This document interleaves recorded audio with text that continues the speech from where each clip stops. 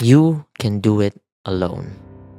I'm sure I'm not the only one who's thought that you can carry the burden of something as weighty as your own life, that you can handle everything on your own, closing yourself off from the rest of the world, never letting even the people who care about you in, afraid of being vulnerable with anyone, afraid they might see you differently if they find out it's all a facade. And you go on circles, bound to this loop, hurting the people around you, pushing them away, the guilt eating away at you, and agonizing on what you could have done to avoid all of it. Over and over again. Sinbound is a concept that Haibane Renmei introduces to us around its 7th episode when the main character Raka gets afflicted by the curse as she mourns the loss of her friend Ku, who took her day of flight, something all Haibane must take once they are ready to move on and go beyond the walls. This affliction manifests itself through black splotches on Haibane's wings that further get worse the more one spirals into despair. And all this is compounded with Raka remembering bits of her life before she was even reborn as a Haibane. Her obsession with the idea that she will always be alone and that nobody would care if she was gone. And how in that obsession she's hurt people that actually did. She thinks herself not worthy of being given this second chance at life, that the people of Glie are too kind to somebody who isn't so deserving of such a thing. And with Ku leaving them all behind, she even finds it pointless to try and continue living this life. When it all got too much, Reki, a fellow Haibane who became a sort of mentor figure to her, was there to help, giving her the dye that can mask this affliction so they can continue to go about their day. But that shame never goes away. To be sin-bound is to be ridden with guilt. In the story, we get posed a riddle. One who recognizes their sin has no sin. Now I ask of you, are you a sinner? The circle of sin is what it means to be sin-bound. This paradoxical cycle of going on circles, ruminating about a sin you cannot atone for, and sinking into that guilt. A vicious cycle of agonizing on what you could have done differently for a part of your life you can never get back. It's a question we must find the answers ourselves, because the only person who can forgive you for that sin is you. Raka finds that answer after a crow called out to her, finding it dead at the bottom of a well, believing it was somebody from her past. And in realizing this, Raka now sees Reki and finds that she too is trapped in her own circle of sin. Reki is somebody I find deeply relatable. She is one of the oldest Haibane we get introduced to. She's kind and caring and always has everybody's backs as a sort of caretaker. But she also comes off guarded, always keeping people at arm's length.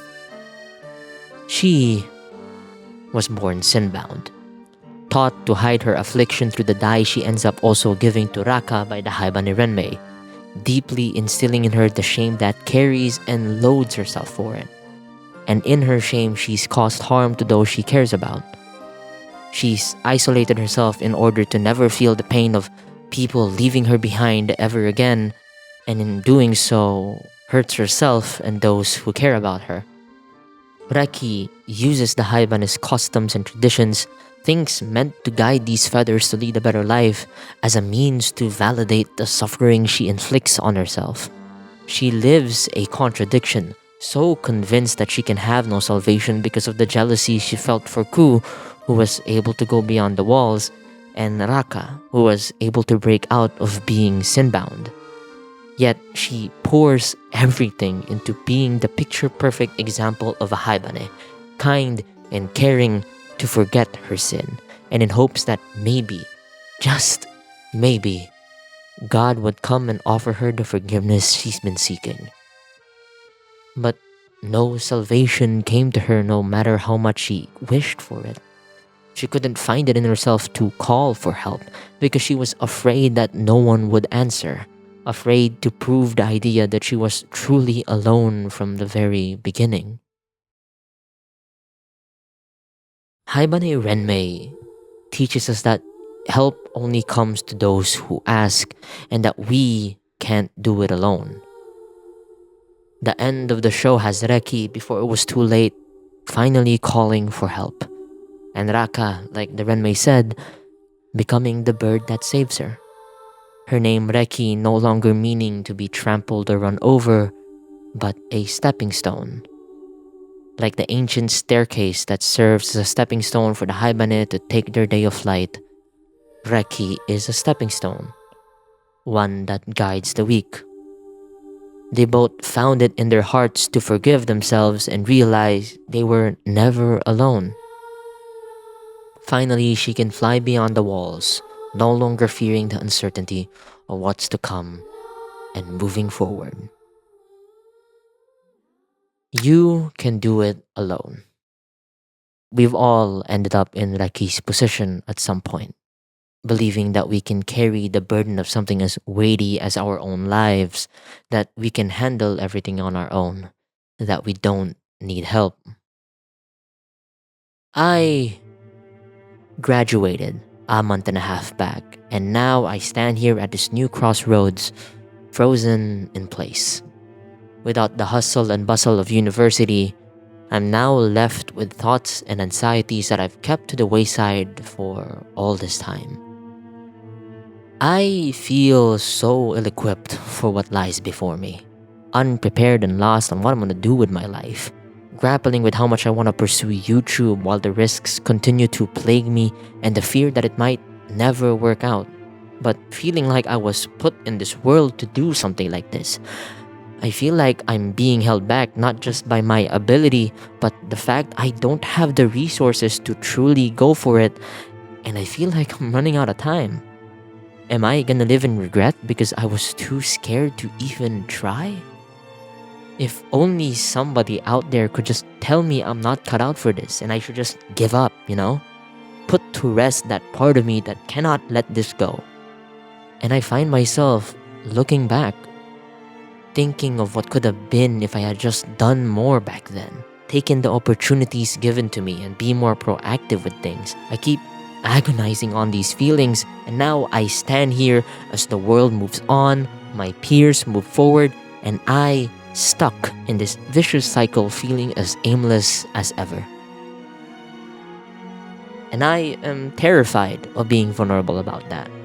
I recognize the irony of me talking about it here, but I am so scared of being honest to those who are close to me. I don't want to burden anyone, and most of all, I'm afraid of being judged for what I'm feeling. I can't find it in me to do something as simple as asking for help. I could tell you that I've done something about all this and I'm in a better place now, but that would be lying. In reality, it's still hard to fight these thoughts that I am alone in my struggle. I'm trying my best to be more open though, and it's a process. After finishing the show with my friend, he and I did a lot of reflecting.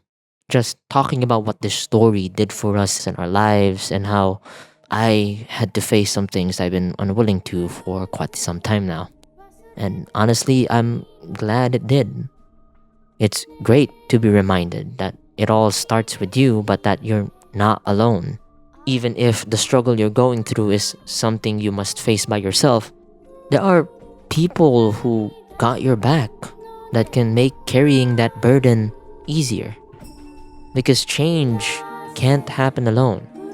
And as my friend beautifully put to words, change is not just internal. It is not a lone trek deep in the woods within one's soul. It is physical. It requires warmth. Change is communal. You cannot do it alone.